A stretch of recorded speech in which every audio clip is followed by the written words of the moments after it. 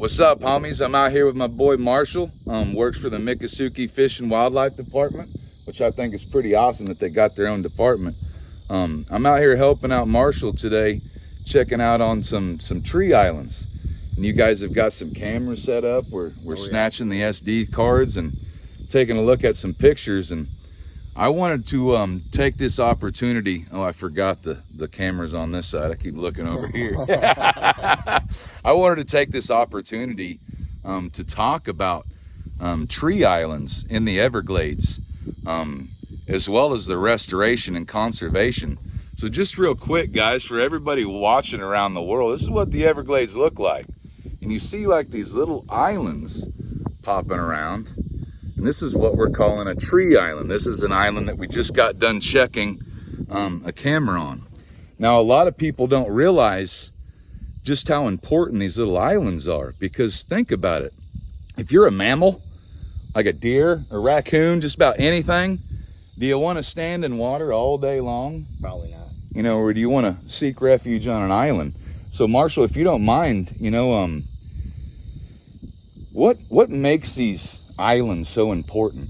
You know, nobody has been doing any research on these islands. And these islands are also super important culturally to the Miccosukee and Seminole tribes, and that's why the Miccosukee tribe took it upon themselves to start doing research on this, from my understanding, right? Yeah, exactly. So the tribe right off the bat realized how important these tree islands are, right? For everything, panthers, deer, black bear, bobcats, everything out here.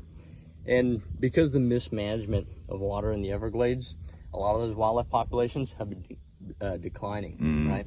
And so the tribe knows this, right? They're sustaining themselves off the land. Historically, culturally, it's still very prevalent. So the state and these other government agencies weren't really doing a whole lot to manage and conserve these species, weren't even doing much research, right? So the tribe wanted to know, okay, where are we at, right? How healthy are these populations, and what do we got to do to bring them back? So right now, we're setting out trail cameras on all these tree islands.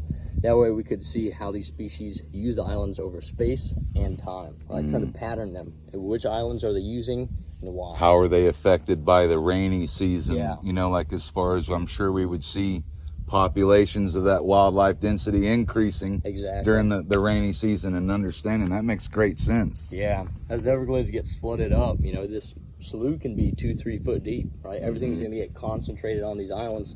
And they only make up about 14% of the landmass in the Everglades, right? So that little bit of land is very crucial for all these species out here. 14%, yet 90% of the wildlife depends on these. Including things like snakes, turtles, alligators, because they have to lay their eggs on dry ground. So even these totally aquatic species, they're pretty much screwed if we don't have these good healthy... We've been seeing some turtle eggs and different things like that, you know? So would you know offhand... as far as how much have we lost of these tree islands during our negligence of not trying to understand this important part of the Everglades ecosystem? Yeah. You know, have we lost 10%? Have we lost 80%? A little more, yeah. So people have only started documenting the tree island loss since the 40s, right? Since we had these aerial photographs, we can compare them to newer ones, see the change. And what we basically found is that on average across the Everglades, we've completely lost 70% of the islands. Now, some areas it's worse. We've lost 90%. But for those islands that do remain, they've all shrunk in size to be about 30% of what they once were. So the landmass is drastically reduced to what it historically was. So consequences for wildlife going to be pretty big. Yeah, and I've noticed, you know, most of the islands that I cat around at north of Tamiami, you know, up on the res and stuff like that.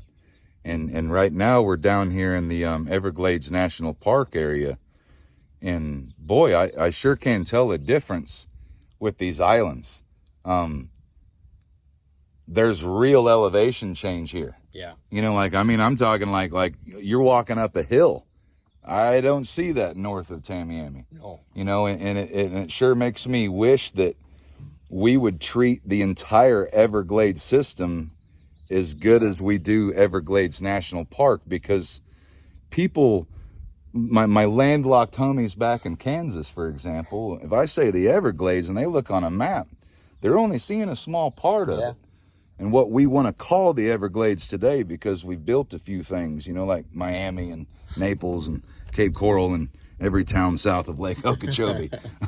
It's way more convenient to call that border smaller than it really is. But, you know, you go up north of Tamiami Trail and it doesn't look a whole lot much different than this to the naked eye, you know, but to the biologist's eye, and walking around different plant life. I've been asking about trees that I've never seen before because they don't grow up there because of water mismanagement, you know. So I think that this is really cool, and you guys are also getting into a restoration project with this, right? Where you're going to be restoring the heads of those islands. Correct. Yeah. You know, and when I say heads, guys, like the way that these islands form, you know, that they have a head and they're kind of all shaped in a certain direction from where the water has historically flowed all these years. Yeah, kind of like a teardrop shape. Mm-hmm.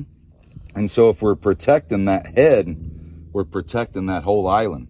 Right. Because from what I've learned from Marshall and Craig and some of the other team, you know, is when we start losing that head due to water mismanagement, as far as being underwater too much, then those tree species die. Yeah. Those roots die. Then eventually it just keeps eroding away until that entire tree island gets turned into a wetland. Pretty you much. know, with some trees around it. Yeah. Which is very, very different than a tree island that's above water, like, you know, what we've been seeing today. Yeah. You know, so some of the ones over on the res, for example, I've seen them stay underwater a month or two at a time. Yeah, oftentimes and longer. that's not what it's supposed to be like. You know, so kind of like, you know, John Anderson was singing Seminole Wind about, you know, starving the Everglades, you know, of water. Like, a lot of people don't realize that song's old, you know. Yeah. And now the problem is almost the opposite in a lot of areas. Yes. You know, and that we're flooding the Everglades. You know, we're suffocating it. Yeah. You know, in many ways, and especially with these tree islands, which our wildlife depends on. And, you know, that's one thing I've never really understood with the Everglades Restoration Project, is how we're not concerned about upland game species, the mammal homies. You know, we're concerned about the sparrow, you know, and wading birds and alligators, and those homies are cool too, you know. But what about my raccoon homies and my panther homies, and, you know, my bear homies, you know, and like there's all these other homies that need this place too, you know. So I think that's what's awesome about what you guys are doing, is trying to understand what we're actually dealing with, because how do you manage what you don't know you have? Yeah. You know, so that's why he's out here collecting data for these pictures, so they know what they have, so then they know how to manage it. And I think that that's so awesome. And, you know, as an ambassador of science, I sure like trying to talk with people like my boy Marshall here and get their work out there where people know what's going on and know how to support it. You know, I think if the public were to support tree island conservation, then we might start seeing our state and federal agencies getting into tree island conservation and restoration too. Yeah. I mean, that'd be pretty awesome to see, you know, everybody getting in on it, not just the tribe. So I appreciate it, man. Thanks for taking me out today. I've had a blast.